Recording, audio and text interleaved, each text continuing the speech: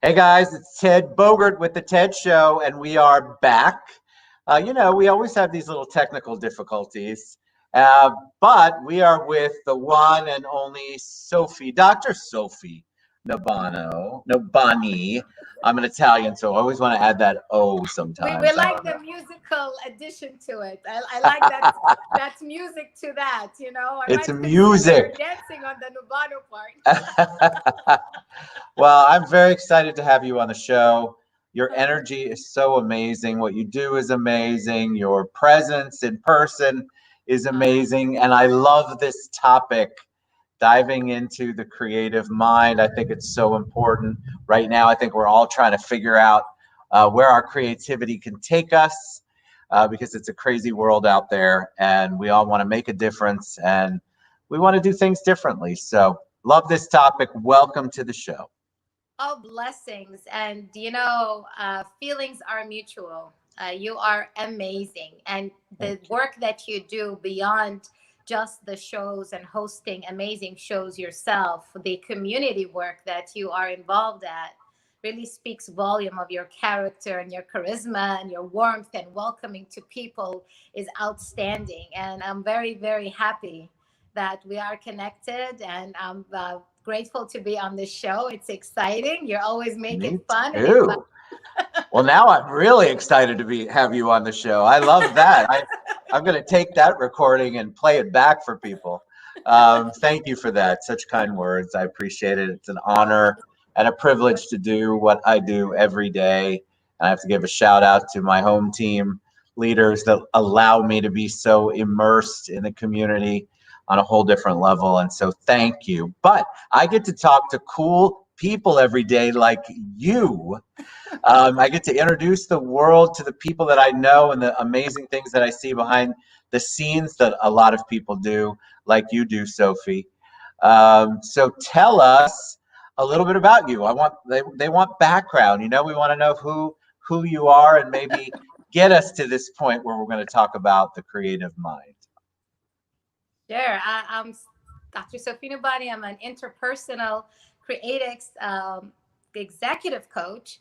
And my background is multifaceted because I have interest in learning so many things, and I get excited and curious about them. And I'm like, okay, how do we do this? So I'm an NLP practitioner, master practitioner, as well as an EFT and TFT practitioner, Reiki master, Chios master teacher, life mastery Wow. coach, and currently actually doing my NLP trainer certified. So I'll be able to certify NLP practitioners and master practitioners in August. So it's a life is a It's long learning amazing. journey. Were you always a healer? Did you have, because I mean, everything you're talking about is very heal oriented and very figure out ways your body and your soul and your spirit and your mind can all come together. Were you always like that? Did you always have a gift for it? I would say as we grow from children and teenage, you kind of notice certain areas that you're so passionate about. To the person, they're gifts because they are natural to them, but they are not natural to others. And that's how you start figuring out, like, oh my goodness, this is something unique to the ability and skills to that one person versus the other. And we all have those skills in different ways. Somebody in Yes. cooking, somebody in dancing, somebody in teaching. And I love being in service.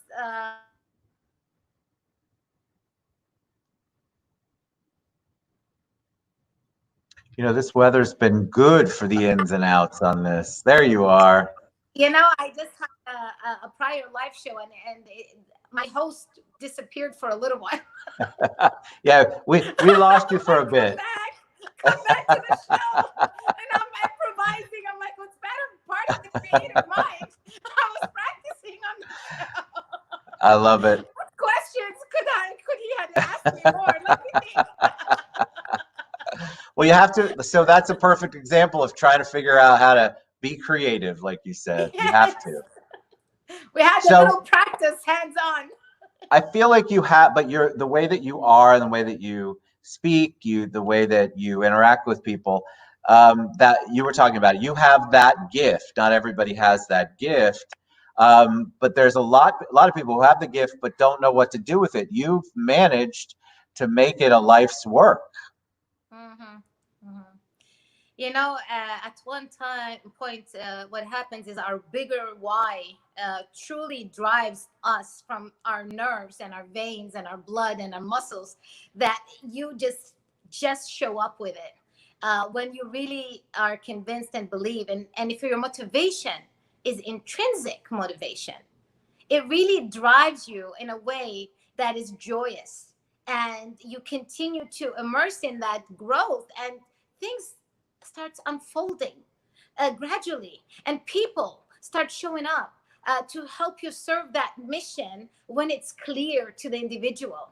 Yes. So that's why I always say, know your why and don't worry about the how as much. Do your best and allow God and the universe to do the rest. Allow, give permission. Don't be a resistance and holding, because it's going to block or hinder the time of your progress. But by allowing and accepting, all you have to really do is, create and know what is it you really want. With good intentions, magic happens beyond your own Agreed. understanding. So Let me ask you, because you just said something that I think for a lot of people this will resonate. If you don't know how to define what it is you want, I think people, because they don't, they get stuck. There's this thing, because you just mentioned, if you know what you want and you do it with good intentions, and everything will come into place. I believe that. I think a lot of people struggle because they don't know what they want, or they don't know how to define it. mhm, agree 100%. Example, on my book journey that just launched, literally, there are things that happened. Let me tell you, Ted, beyond my own understanding. People showed up from nowhere in times that I was needing the most help in things that I didn't know about, and literally messaging me, and that's their area of expertise, and they didn't know that I needed that to proceed and continue to progress in the project. Literally, I mean, one, two, three things happened, and that was three individuals. We were not talking prior much, like social media respect, and little things. And they just showed up as if I knew them forever, and did not let go until the last minute of saying, oh, it's there. And they were at the Zoom launch party and all the fun stuff. But just to show you about the how, that wasn't clear to me, but my surrender to divine will with the good intentions, allowing things to unfold in the divine order and time that is meant, with least resistance, so that you allow, helped a lot. So I have so many examples of things that have manifested in my life and other clients' lives in the point of that surrender and allowing. I So love I that word surrender so much.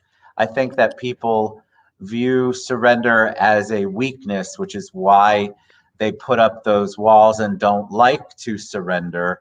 And yet there's a peace you've never experienced before if you haven't surrendered completely to something.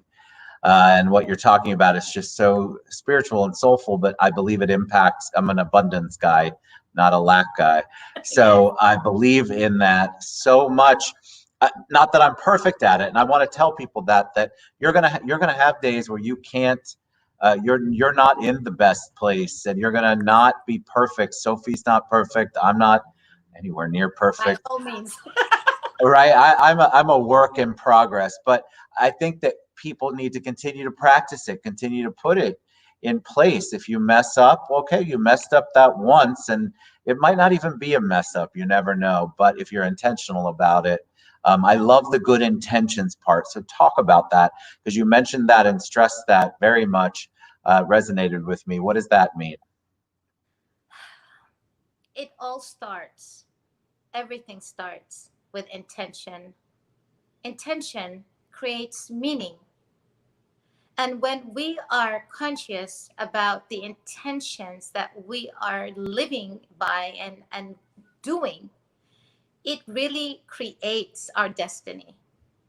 So, including in creativity, someone may be creative and have a great, beautiful presence, but if they're not intentional in their creativity, with time, they can literally have anxiety, mental issues, and health because the intention wasn't intrinsic from them, whether it's competing or copying or whatever the case might be. And that is literally why intention creates meaning, and positive intention goes a long ways in the health and betterment of your projects and endeavors and your life in general, because Agreed. you are living consciously and aware, and you're projecting to your life wellness with those good intentions. I think the good part is so critical, because I'm a believer that your body, mind, spirit, soul, wherever your heart is or head is on that, knows the difference between good intentions and bad intentions. And I think that, you hear that thing, well, nice guys finish last. I'm not a believer in that. I don't think that that's accurate. But I think that there are some people out there, maybe you're not, the good intentions part is missing from the equation of what you're trying to manifest. Tell me about what's behind you on, it looks like a piano. You just, you are an author. You're one of those bigwigs that wrote a book. So tell us a little bit about that process and about what the book is. Dad, look at this. I love it. It's awesome. 427 pages. I had a video the time I got my book. Okay. First of all, I ordered 3 books prior, so I thought they arrived when I held it. It was heavy. You don't want to take it on the plane and have heavy weight and then tell me, thank you, Sophie. Here's the bill for the extra charge, extra weight. But I held That's it. It was awesome. actually my book held this heavy. But at night, I was trying to browse. You get your book, you want to make sure everything is good. You look at it, and my cat was next to me on bed, and he started with his nose opening the book with pages. I said, I'm going to post this. This is so funny. He's been a silent soldier in the journey and even in the arrival of the book, celebrating with me. So, yeah, this is Optimize Your Creative Mindset. And it is just launched recently, actually, not too long ago. And it's mainly on optimizing your creative mindset, I would say. And what was the impetus for the book? I mean, that is, the book's 400 and some pages. Yes. So you had a lot to say about it, which I love because I love optimize. I love that word. Anything positive puts positive words out in the universe. I Yes. love that. I love your inclusion of the creative mind. Mm. But wow, that takes creativity to a whole new level, 400 plus pages. What do you want people to know about the book? What message are you trying to get, or lesson or words of wisdom are you trying to impart on people? For them to realize their creative potential and take it to the innovative state. So, taking creativity that leads to innovation. So, the thinking of creativity, but the doing for innovation. And I believe that when you have tools and strategies, concepts. I created 2 new concepts that are in the book, literally new, new, new. One of them is not new as a concept, but of how you're applying it is new. And that is the Yang and Yang vision, action, dream board, and also the Circle of Creative Masters concept, which will help societies, communities, organizations, and businesses into a new level, what might be familiar to many as masterminds, but with focus on creativity, with certain ethics and standards and application. So it has a lot of tools There's an acronym courage in there that is really powerful, of 50 pages of all the different traits of creativity, but to the details of what people can, like you say, the how to sometimes get them blocked and nervous. But when you're more aware, it makes you more comfortable. And now it expands your association cortex in the brain, because the more dots you can connect, the more confident you will feel about a topic that you're familiar with, because you've Yes. been educated on a little bit more than others, for example. And there are 14 contributors with amazing backstories, Ted, that some of these people that I knew on social media for long, followed for long. And let me tell you, when I read the stories they submitted to see where they can fit into the book's content and message, I wasn't like, wow, this is Yeah. amazing, amazing. So there's so much depth to the book. You will need a notebook. Somebody made a review on Amazon. He said that he had to get a notebook. I was reading the review and I'm like, oh, okay. What do you do when you mentioned courage a lot? What do you do, or how can you give the viewers some advice? Because courage sounds good, right? Yes. I've got the courage, and then people just don't take the next step. When somebody's finally got the courage up, what can they do to finally take that step into the positive and out of the negative? Well, courage is, you know, the first of anything to happen in anything that you do. Every day we live is a risk of something happening, and it takes courage for us to allow our immunity of fear of what could happen and still go on with our lives, whether it's at work or relationships or new ventures, stuff like that. I would say, creative courage and bravery is a basic foundation to cultivate a person's creative skills and potentiality and take them from one creative level to the next.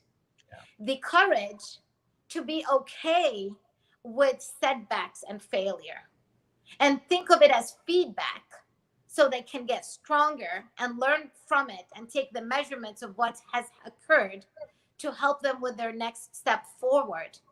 The courage to be tolerant to risk taking and smart risk taking, because in life we must be able to have that, or else we won't create nothing. You think Elon Musk thinking of going to Mars, like before many people ahead of his time, was not being having creative bravery? Yes, because now you're putting out Absolutely. something ridiculous to many at that time, just like we never thought we could have a FaceTime on Facebook or on Zoom calls like we are I now. agree.